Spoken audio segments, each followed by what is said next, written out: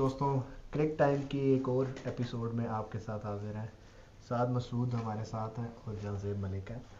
बात करेंगे कि पाकिस्तान की टीम का जो ग्रुप स्टेज में एग्ज़िट हुआ, उसमें कौन कौन से अवामिल थे, कौन कौन से वजूहात थी और क्या चीज़ें लैक कर रही थी पाकिस्तान, जिसकी वजह से यानी पहले ही स्टेज में बाहर हो गया और 9 में से 4 मैच सिर्फ जीता। आपको क्या लगता है साथ, क्या ऐसी वजूहात है? वजूहात तो काफ़ी सारी हैं। अगर देखा जाए पाकिस्तान की बेसिकली जो जर्नी रही है इस वर्ल्ड कप के अंदर, इसका फॉल जो है वो स्टार्ट हो गया था एशिया कप से ही। ठीक है। और उसकी एक मेन रीज़न ये है कि इस उन इंजरीज की वजह से काफ़ी ज़्यादा पाकिस्तान की टीम जो है, एक तो मोराल बहुत डाउन हो गया था एंड सेकेंडली जो है वो कहते हैं ना कि टीम एक्सपोज हो गई थी। बात को आगे इस तरह से मैं लेके जाऊंगा कि बेसिकली जब नसीम शाह जो है बेसिकली उसकी इंजरी हुई है, उसने आपकी जो फास्ट बॉलिंग लाइनअप है ना उसको प्रॉपर तरीके से एक्सपोज कर दिया था। अब नसीम की इंजरी की वजह से होता क्या था, मतलब नसीम का टीम में होने से क्या फ़र्क होता था कि न्यू बॉल में जो सबसे ज़्यादा स्विंग जिस बंदे को मिलता था वो था नसीम शाह। उसकी इंजरी की वजह से आपके उसके उसके टीम में होने से आपका जो शाहीन अफरीदी एंड हारिस रऊफ इनको विकेट्स मिला करती थी। जब वो इंजर्ड हो गया तो बेसिकली इनको जो है वो विकेट्स मिलना जो है वो बंद होगी। एक सबसे बड़ी रीज़न पाकिस्तान के फास्ट बॉलर्स ने न्यू बॉल से तो आई गेस 3 विकेट्स लिए हैं। वो मैं देख सकता शाहीन शाह की पूरे वर्ल्ड कप में शाहीन शाह ने 3 विकेट्स न्यू बॉल से जो ली हैं, बाकी 15 विकेट्स उसकी ओल्ड बॉल से हैं। एक ये बहुत बड़ा एलिमेंट है। और फिर उसके बाद देखा जाए तो आप ये समझें कि हमारी जो स्पिन डिपार्टमेंट है, जो main middle of the innings में 25 से तो 30 ओवर्स होते हैं, उसकी वजह से पाकिस्तान को बहुत मार पड़ी। आपका शादाब खान बहुत ज़्यादा एक्सपोज हुआ इसमें और मेरे ख्याल से आपके पास और कुछ स्पिनर नहीं, आप इवन तो पार्ट टाइमर्स के साथ आप जो है वो मिडल ऑफ द इनिंग्स के ओवर्स करवाते रहे। तो मेरे ख्याल से ये कुछ चीज़ें ऐसी हैं कि जिनकी वजह से बाकी इंडिविजुअल परफॉर्मेंस को हम लोग साइड पे रखते हैं। वो हम कहेंगे कि बाबर आजम से परफॉर्म नहीं हुआ या batting on the other hand batting हमारी क्लिक की, हमने 300 स्कोर्स हमने किए हैं। श्रीलंका से भी हमने चेस किया स्कोर एंड ऑस्ट्रेलिया वाले मैच में भी हम लोग क्लोज थे। तो मतलब वही बात है कि अब आप मुझे बताएं कि क्या आपको लगता है। मैं तो काफ़ी ज़्यादा डिटेल में इसको ले गया हूँ। वर्ल्ड कप खिलाने में सबसे वाइटल रोल प्ले किया आपकी फास्ट बॉलिंग ने। स्पिन बॉलिंग तो आपकी हमेशा से ही एवरेज थी। अब आपको ये इस चीज़ की का आइडिया है कि हमारी जो स्पिन बॉलिंग थी ना, वो कभी भी मैच विनिंग नहीं थी। मतलब स्पिन बॉलिंग ने आपको मैच जितवाने नहीं थे, उन्होंने कंटेन करना था, या मतलब एक ऐसी सिचुएशन में आपको रखना था कि जहाँ पे अगर वो विकेट नहीं भी लेते ना तो कम से कम इकोनॉमिकल वो होते हैं। आपकी जो फास्ट बॉलिंग थी ना, उसने आपको मैच जितवाने थे। मतलब वो कैसे मैच जितवाने थे कि अगर आप शुरू के हम देखें ना, यानी पहले जो 10 ओवर हैं, पहले 10 ओवरों में 2 से 3 उन्हें आउट करके देने थे।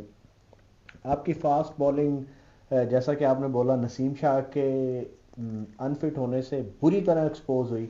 और दूसरी चीज़ ये है कि आपकी जो फास्ट बॉलिंग है ना, उसने विकेट्स ऐसी ली हैं जिनका कोई इम्पैक्ट ही नहीं है। पूरे मैच में ना कोई शाहीन अफरीदी ने इस वर्ल्ड कप में 18 विकेटें ली हैं, लेकिन उन 18 विकेटों का कोई इम्पैक्ट नहीं है, ज़ीरो इम्पैक्ट है। अगर आप उसकी ऑस्ट्रेलिया के खिलाफ 5 विकेटें भी देखें ना, तो वो इम्पैक्टफुल विकेटें नहीं थी। इम्पैक्टफुल विकेटें वो होती जो शुरू में लेते। कुछ रही सही कसर हमारी फील्डिंग ने भी इसमें बड़ा रोल प्ले किया कि हमारी फील्डिंग ने भी कैचेस ऐसे ड्रॉप किए जिन्होंने आगे जाके हमें कॉस्ट किया। और थोड़ी बहुत कह रहे कि लक फैक्टर भी रहा कि साउथ अफ्रीका वाले मैच में लाइक इट वाज क्लोज। मैं बट जो भी हम बोले, आखिर वाला मैच ही अब गंदे तरीके से हार गए। आप देखें, मैं सिंपल सी बात आपके सामने फरहान साहब ये करना चाहता हूँ कि हम कब तक मतलब दूसरों के बलबूते पे रहेंगे कि जी आप देखें टीमें होती कैसी हैं। टीम है इंडिया, ठीक है, इंडिया की टीम है, बेसिकली एक मैच भी नहीं हारी टूर्नामेंट के अंदर। क्या उनके 8-9 बॉलर्स हैं, सारे के सारे नीदरलैंड के खिलाफ करवा रहे और आप नीदरलैंड से मर के जीते हैं। शुरू में जब उनकी पार्टनरशिप लग गई थी, हमारे मैच में तो हम लोग ये हमारे अंदर है कि ये फियर फैक्टर था कि यार ये पार्टनरशिप प्रोलॉन्ग होती है तो मैच हार सकते हैं, फिर उसके बाद हम अफगानिस्तान से मैच हारे हैं। जानजे भाई आप क्या इस बारे में कहना चाहेंगे? अच्छा, मैं ये बोलना चाहूँगा कि यार आप लोग सारा मिल के कह रहे हो कि मैं ये समझता हूँ कि हमारी जो टीम सिलेक्शन है ना वो ही सही नहीं हुई। मीन के हम लोगों को जब यहाँ से सिलेक्टर्स ने जब टीम सेलेक्ट की है, ठीक है, बहुत से ऐसे नाम होने चाहिए थे जो मैं समझता हूँ कि फॉर एग्जांपल कौन से नाम? इमाद वसीम का होना चाहिए था। आप इंडियन ट्रैक में जा लेकिन एक बंदा मैं इस बात का जवाब आपको देता हूँ ना, एक बंदा जो खुद कहता है कि भाई मैं खेलना ही नहीं चाह रहा, वो नेशनल T20 का खेलना ही नहीं चाह रहा, सुने, तो आप उस बंदे को कैसे टीम में सिलेक्ट कर सकते हैं? वसीम को लेके वो विलिंग था, ठीक है, इमाद वसीम को लेके कि वो क्या, अगर वो अभी भी क्या कहते हैं, एक मिनट शो में मैं देख रहा था, इमाद वसीम से पूछा गया आईसीसी चैंपियंस ट्रॉफी में उसकी क्या परफॉर्मेंस है? इमाद वसीम जो है इस टाइम पे, एक चीज मैं ऐड करूंगा, सॉरी आपकी बात काट रहा हूँ।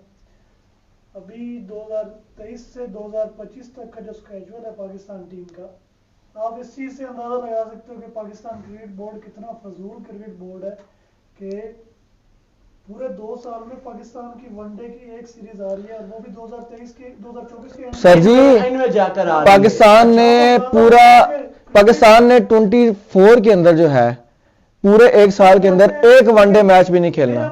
यही चीज है, ठीक है, तीन आई गेस 3 वनडेज खेलने हैं। और ऑन दी अदर हैंड देखा जाए तो आयरलैंड जो है, आयरलैंड वो 13 ODIs जो है वो इस वक्त एक साल में खेलेगी। अच्छा साथ में एक चीज में पोस्टमार्टम कर रहे हैं वर्ल्ड कप के ऊपर। देखें, अगर इस वर्ल्ड कप में हम ये देखें ना कि इस वर्ल्ड कप में हमने क्या क्या गलतियां की। सबसे पहली गलती तो ये थी जो जाजेब भाई ने भी पॉइंट आउट की, सिलेक्शन में बहुत बड़ी मिस्टेक थी। इब्रार अहमद अगर आपका रिजर्व में था ना, उसको स्क्वाड में होना चाहिए था रादर देन वो रिजर्व में होता। रीजन ये है कि कम अज कम वो एक ऐसी ऑप्शन थी आपके पास जो आपकी विकेट टेकिंग ऑप्शन थी, जो इन पिचेस के अकॉर्डिंगली, यार वहां पे आप देखें ना अफगानिस्तान के स्पिनर्स ने तबाही मचाई। हमारे पास स्पिनर कौन था? कोई भी नहीं। इवन लो हसन अली की जगह पे जमान खान उससे बेहतर था हसन अली से। हसन अली, हम शुरू दिन से ये बोल रहे थे कि हसन अली की सिलेक्शन वाज। इस पे मैं एक चीज ऐड करूंगा, हसन अली को इन्होंने रख लिया, कोई मसला नहीं है। इन्होंने जो सलमान आगा को रखा है वो उसकी फजूल, ना कोई उसकी बैटिंग। यार नवाज की क्या परफॉर्मेंस है, वो T20 का प्लेयर है। देखें ये मैं आपको देखें, सोच वाली बात, मैं आपको इमाद वसीम को होना चाहिए था, क्यों नहीं है? शान जानजेब भाई आप मेरी बात सुने, जानजेब भाई आप मेरी बात सुने, में खिला रहे होते, आप मेरी बात सुने सर जी। मैं इस चीज में मैं ये ऐड करता हूँ, मैं आपकी इस बात से मुत्तफिक हूँ। शान मसूद ODI में आपका जो है स्क्वाड में बनता है, ठीक है, उसके बाद आपने अब्दुल्ला शफीक को खिलाने में बहुत देर की है। ऑन दी अदर हैंड देखा जाए ना, मैं आपको बताता हूं, इसमें आप ना ये नहीं कह सकते हैं कि कसूरवार जो है वो सिलेक्शन कमेटी। मेरी बात कंप्लीट होने दीजिएगा। सिलेक्शन कमेटी में जो मोस्टली रोल इस वक्त प्ले किया गया है वो प्ले किया गया है बाबर आजम की तरफ से।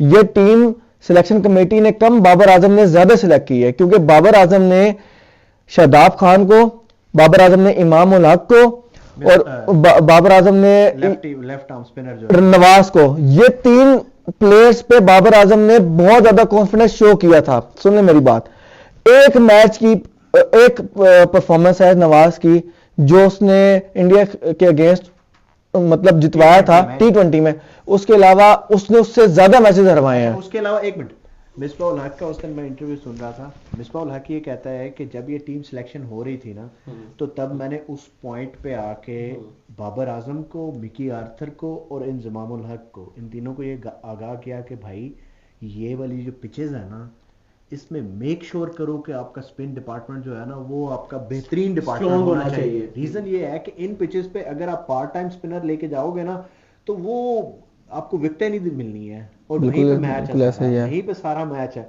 लेकिन इन्होंने सब ने कहा कि नहीं जी, हमने अपने मैच विनर रखे हुए हैं, यही हमारे मैच विनर है। गलती हुई, ठीक है, एक्सेप्ट करते हैं, बाबर आजम की ये मिस्टेक थी, बाबर आजम ने अपना रोल प्ले कर लिया। अब रूल क्या बनता क्या है कि अब वर्ल्ड कप ओवर हो चुका है पाकिस्तान टीम का, तो कम से कम बाबर आजम को रिस्पेक्टफुली खुद से कैप्टेंसी से कम वनडे की कैप्टेंसी से खुद से मैं आपको एक बात बता रहा हूँ, उसकी वजह ये कि वो डिजर्व नहीं करता as a captain, as a player वो वर्ल्ड क्लास प्लेयर है, उस पे आप 100 बार तबसरा कर लें उसके स्ट्राइक रेट पे, उसकी बाकी चीजों पे, बट वो वर्ल्ड क्लास प्लेयर है no doubt, but as a captain ना बहुत सारी ऐसी चीजें हैं जहां पे बाबर आजम लैक करता है। मैं आपको ना एक और इस चीज में बात ऐड करता हूं। देखें मिकी आर्थर को तो चलें आप निकाल लीजिए ना, कि मुझे तो लगता नहीं है कि उसकी कोई ऐसे सर्विसेज भी हैं पाकिस्तान, पता नहीं, मुझे समझ नहीं आती कि यार मुझे इस चीज की समझ में मैं यकीन करें मुझे इस चीज की समझ नहीं आती है यार। आप ना देखें फरहान साहब, आप अगर किसी इंप्लॉय को हायर करते हैं ना तो सबसे पहले उसका रेज्यूमे देखते हैं कि उसका पास्ट एक्सपीरियंस क्या है, क्या परफॉर्मेंस है उसकी। उसका पास्ट एक्सपीरियंस हर दफा नंबर 10 है। और आप मतलब मुझे ये समझ नहीं आती कि यार पीसीबी के पास बहुत फजूल पैसा है यार, ये पैसा आप इन्वेस्ट करें अपने सिस्टम के अंदर और वहां से प्लेयर्स जनरेट करके लेके आए और उनको पॉलिश करें, ठीक है। और उसके बाद देखें, चले मिकी आर्थर का तो केस हम लोग इसको निकाल लेते हैं। कैप्टनशिप जो है ना वो एक बहुत वाइटल पूरा एक आप ये समझे कि सरफराज की मैं एग्जांपल इस वजह से मैं कोट करता हूं कि he was a very very pathetic player. हम ये समझते हैं कि बहुत पथेटिक प्लेयर है, उसको बल्ला पकड़ना भी नहीं आता, लेकिन उस बंदे के जो यही हसन अली था, ठीक है। इवन दो आपके पास फखर जमान डेब्यू कर रहा था, ठीक है। रोमान रईस क्या कहते हैं मोहम्मद जो ये है आपका जुनेद खान और ये शादाब जो इतना एक्सपीरियंस हो गया उस टाइम पे बचा था, ठीक है। आप किसी प्लेयर को कैसे कॉन्फिडेंस देते हो, कैसे खिलाते हो, उसको किस स्टेज के ऊपर यूज करते हो, ये एक बहुत बड़ा ये मैटर करता है, ठीक है। तो no doubt he was a very bad player but he was a very tremendous captain. असल में ना जो प्लेयर मैनेजमेंट है ना वो एक बहुत बड़ी एक स्किल है। प्लेयर मैनेजमेंट जो है ना एक बहुत बड़ी स्किल है। मतलब आप देखें ना कि बाबर आजम के अंदर जो सबसे चीज लैक करती है, सबसे ज्यादा चीज लैक करती है वो है अटैकिंग एस्पेक्ट। एक किलर इंस्टिंक्ट होता है ना एक कैप्टन के अंदर, वो नहीं है बाबर आजम में। यानी हमने एक मैच देखा एशिया कप के अंदर, पाकिस्तान ने इंडिया के कोई मेरे ख्याल में 40 पे कुछ 4 आउट कर लिए थे, इतने पे आउट कर लिए थे। वहां पे अगर कोई भी और कैप्टन होता ना वो किलर इंस्टिंक्ट यूज करता, वो कहता है कि भाई ये मैच 50 ओवर का नहीं है, ये 30-35 ओवर में खत्म कर देना है, 30 ओवर का मैच है, 30 ओवर में मैच मुकाओ, अपने फास्ट बॉलर लगाओ और गेम मुकाओ। लेकिन नहीं, बाबर आजम ने वहां से यानी वहीं से ना एक माइंडसेट डेवलप हुआ सबका कि यार Babar Azam is not an attacking captain. तो ये एस्पेक्ट तो नजर आता है। दूसरी चीज ये है कि वो कॉन्फिडेंट कैप्टन भी नहीं नजर आता। वो ऑन द फील्ड आप उसको देखें ना वो डरा हुआ सहमा सहमा लगता है, यानी जैसे उसको कोई फियर है, कोई खौफ है, कोई मतलब किसी चीज का। हालांकि सारी टीम उसने खुद बनाई, सब कुछ उसने खुद किया, बट जिसे कहते हैं लीडरशिप स्किल्स की कमी है। वहां पे आके Babar Azam I am sorry to से he does not fit into be a really good captain. ठीक है उसका रिकॉर्ड अगर हम उठा के देखें तो शायद वसीम अकरम और वकार यूनुस सबके लेवल का होगा, बट इस करंट डे एंड एज में ना आपको अटैकिंग बंदा चाहिए। मैं आपको भी बैट करता हूँ, आप रिजवान को बना दें, आप शाहीन अफरीदी को बेशक बना दें, आप इवन शादाब खान जो पुअर परफॉर्मर है उसको बना दें, उसकी बैटिंग की बेस नहीं। मैं देखें मैं आपको एक बात बताता हूँ। देखें हमारे बोर्ड का ना सबसे बड़ा कसूर ये है कि इनको जो प्लेयर्स की मैनेजमेंट है ना वो ही नहीं आती। देखें मुझे ये लगता है कि एक्सपोजर या अटैकिंग माइंडसेट किसी भी प्लेयर में कैसे आता है जब वो ट्रैवल करता है, मुख्तलिफ कंट्रीज के अंदर जाके लीग्स वगैरह खेलता है। आपके पास ना एक बहुत जबरदस्त ऑप्शन है शान मसूद की फॉर्म के अंदर। वो आई गेस लैंकाशायर का कैप्टन है, ठीक है, किसी इंग्लिश क्लब का, और धड़ाधड़ सेंचुरीज हैं उसकी वहां पे, ठीक है। Plus he knows how to talk on media, he knows how to face a criticism. और आपका ये बेसिकली जो बाबर आजम है ना, देखें मैं इनमेच्योरिटी इस वजह से मेरा पॉइंट कंप्लीट होने दीजिएगा। मैं इनमेच्योरिटी को क्यों यूज करता हूं, इनमेच्योरिटी का वर्ड। देखें बढ़ के मारने से कोई भी बंदा जो है, या कोई भी ट्रॉफी आपने जीती हो कि आप जी मैं ग्राउंड में जाके जवाब दूंगा, ठीक है, आपको सारे जवाब ग्राउंड में जाके मिल जाएंगे, ठीक है। और मतलब ये देखें, दिस इज नॉट गली क्रिकेट, ये एक इंटरनेशनल टीम है, पाकिस्तान की टीम को रिप्रेजेंट किया जा रहा है, एक सरबराह है, एक कैप्टन है, एक लीडर है, तो उसके जुबान पे इस तरह के इमेच्योर चीजें कभी भी सूट नहीं करते। मुझे मेरी बात सुनो, रुक जा असलान, मुझे ये लगता है कि जो ये पाकिस्तान की टीम है ना, ये सिर्फ 3 से 4 बंदों की टीम है, जिसमें शाहीन, बाबर, रिजवान और मुझे ये बता दें और शदाब, इन चारों का बैकअप कौन है? आप बाबर को हटाते हो कौन? देखें बाबर हट नहीं सकता, बाबर को आप टीम से नहीं निकाल सकते। अब कहने का मतलब हम लोग ने बैकअप इन्होंने अपनी जगह आने नहीं दिया ना, ये बात नहीं, ऐसा नहीं है। देखें मेरी बात सुने, जो है ना, एक मिनट, पूल ऑफ प्लेयर्स जो है ना वो बनाना होता है बोर्ड ने। हमारे पास पूल ऑफ प्लेयर्स, इंडिया का पूल देखे ना यार। सर जी मैं आपको बताता हूँ, आप मेरी बात सुने, मैं आपको बताता हूँ, मैं आपकी बात का जवाब देता हूँ, मैं आपकी बात का जवाब देता हूँ आपको। रिजवान की रिप्लेसमेंट, सर सुन ले मेरी बात, रिजवान की रिप्लेसमेंट आप हारिस है, ठीक है, एक मिनट, हारिस है, ठीक है। देखें जब तक एक प्लेयर खेलेगा नहीं ना, वो ग्रूम नहीं करेगा, यही चीज है। पीसीबी ने उन अपना एक मैं क्रॉस कर लेता हूँ। अच्छा मेरी बात सुने, आप हुआ क्या कि आपने ना एक कैटेगरी में सिर्फ 4 प्लेयर इन्होंने रखे हुए हैं, कौन कौन से हैं? बाबर, रिजवान, शदाब और शाहीन। 80% रेवेन्यू इनको जाता है और 20% रेवेन्यू बाकी बी सी डी में जाता है। क्यों? वाई?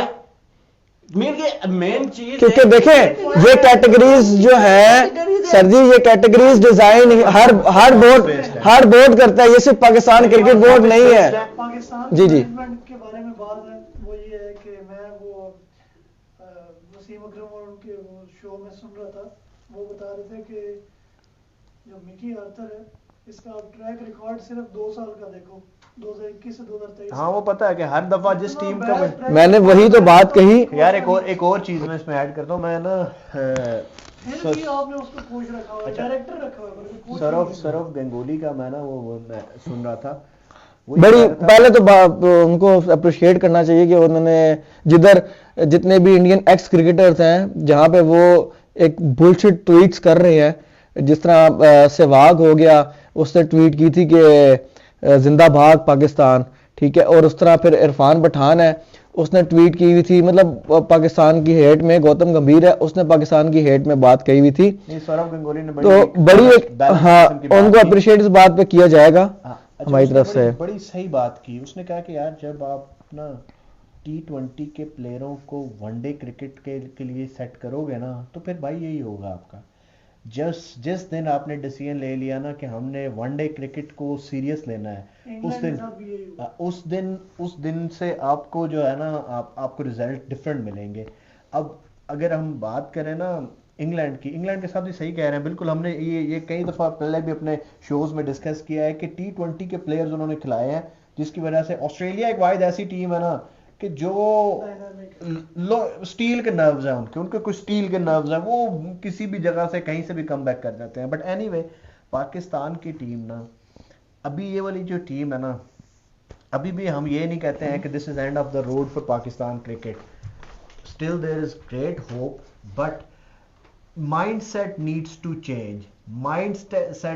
चेंज। अभी हमें माइंडसेट चेंज करना पड़ेगा, अटैकिंग माइंडसेट पे आना पड़ेगा। चाहे आप 100 पे आउट हो, चाहे आप 400 करें। आप क्या इस टीम से जो करंट पूल ऑफ प्लेयर्स हैं, ऑनेस्ट बताएं, आपको लगता है कि कभी 400 कर सकते हैं? आई डोंट थिंक सो। देखिए अब मैं यहाँ पे ना एक बात ऐड करता हूँ। मैं यहाँ पे ये बात ऐड करता हूँ कि बेसिकली हमारा जो स्ट्रक्चर है ना, वो डिजाइन ही T20 की फॉर्म में हुआ है, क्योंकि हमारे जितने भी प्लेयर्स हैं वो PSL से उठा के हम खिला रहे हैं, ठीक है। सौरव गंगुली की फरहान भाई आपने बात की, सौरव गंगुली कह रहा था कि यार हमारी IPL की वजह से जो है वो क्रिकेट स्ट्रांग नहीं हुई। हमारा जो बेसिकली डोमेस्टिक स्ट्रक्चर है, जिसमें आप एक प्लेयर को फ्री रहने ही नहीं देते। हमारी रणजी ट्रॉफी है हमारा, फिर उसके बाद पता नहीं कौन से उनके बेसिकली 4 महीने IPL चलता है और 7 महीने उनका वो चलता है। तो एक प्लेयर पहले, और दूसरी बात है उन्होंने अपने प्लेयर्स को रिस्ट्रिक्ट किया हुआ है, सिक्योरिटी प्रोवाइड की, एक फाइनेंशियल सिक्योरिटी प्रोवाइड की है कि यार तुम क्रिकेट खेलो, you don't need to worry about the financial expects. कहता है कि यार हम तो हमें तो मतलब कभी स्पॉन्सरशिप की जरूरत ही नहीं पड़ी, हमारे पास बोर्ड में इतना पैसा है कि हम सोच रहे होते हैं, क्योंकि वो बेसिकली इंडियन प्रेसिडेंट वो रहे हैं, तो वो ये कहते हैं कि यार मतलब हमारे पास इस वक्त इतना पैसा है कि हमें जरूरत भी नहीं है तो स्पॉन्सरशिप की। उन्होंने कुछ रिस्ट्रिक्ट भी किया हुआ है कि भाई आप लोगों ने डोमेस्टिक खेलनी है उनके प्लेयर्स को। पाकिस्तान में तो ऐसा कुछ भी नहीं होता, सारे प्लेयर्स लीगे खेल रहे होते हैं और प्रेफरेंस भी लीग्स को ही देते हैं। ऐसे ही है इवन हर टीम जो है, आपके न्यूजीलैंड की टीम है और ये साउथ अफ्रीकन टीम है या वेस्ट इंडीज टीम है, ये लीग्स को प्रेफर करते हैं क्योंकि उधर पैसा है, मनी है। एनीवे हम पाकिस्तान क्रिकेट टीम के लिए आगे गुड लक विश करते हैं कि जो हमारे ऑस्ट्रेलिया में जाना है तो देखें क्या होता है वहाँ ऑस्ट्रेलिया में जाना है। मैं आपको बता देता हूँ, मुझे ये बता दें, आप 3 कैप्टन को देख रहे हैं, देखें मैं आपको ना जो चेंज होते हुए नजर आते हैं ना, इस जो करंट पूल ऑफ प्लेयर है T20 और वनडे का एक होगा और टेस्ट। देखें अभी देखें मैं आपको एक बात बताऊं, अभी basically Babar Azam I don't think so कि स्टेप डाउन कर रहा है कैप्टनसी से। नहीं, वनडे वो उसको टेस्ट की देंगे मेरे ख्याल से, टेस्ट की देंगे, वनडे की देंगे, लेकिन आई डोंट थिंक सो कि he is stepping down as a captain, but still we need to have at least 2 captains in order to move forward. ठीक है, एक जो मुझे बेहतर लगता है कि मेच्योरिटी डेफिनेटली आएगी टीम में और लाइक शान मसूद को कैप्टन बनाना चाहिए, वनडे का उसको बनाना चाहिए, क्योंकि बेसिकली आगे चैंपियंस ट्रॉफी आ रही है 2025 की के साथ है और मैं इमाद वसीम भी बहुत स्ट्रांग कैंडिडेट है। Imad Wasim is not a one day player, first of all think about it. आपको अगली मोहम्मद रिजवान तो बन जाएगा जो है ना भाई, उसके लिए आपको स्पिनर्स तैयार करने पड़ेंगे। आपके जो फास्ट बॉलिंग है ना, उसने जितनी बुरी तरह एक्सपोज हुई है ना इस वर्ल्ड कप में, आपका जो हारिस रऊफ है वो 3rd हाईएस्ट रन गेटर है 560 रनों के साथ। उसने माशाल्लाह इस वर्ल्ड कप में सबसे ज्यादा रन खाए हैं एज अ बॉलर और सबसे ज्यादा छक्के खाए हैं इस वर्ल्ड कप में माशाल्लाह। और दूसरे नंबर पे आप अफरीदी साहब भी पीछे नहीं है, 480 रन शाहीन। मैं तो कहता हूं कि इस शर्मनाक परफॉर्मेंस के बाद ना सर, इसके अलावा एक और भी चीज है, पाकिस्तान के जो स्पिन बॉलिंग अटैक है 16 फुल टासे करने में नंबर 1 है, सबसे पहले नंबर पे है फुल टास बॉलिंग कराने में। तो पाकिस्तान की जो बॉलिंग है ना माशाल्लाह, उसने वो कमाल किया है कि जिसका कोई जवाब ही नहीं मिलता। एनीवे, अगली वीडियो में आपके साथ मिलेंगे, तब तक के लिए टेक केयर, अपना ख्याल रखिएगा, अल्लाह हाफिज।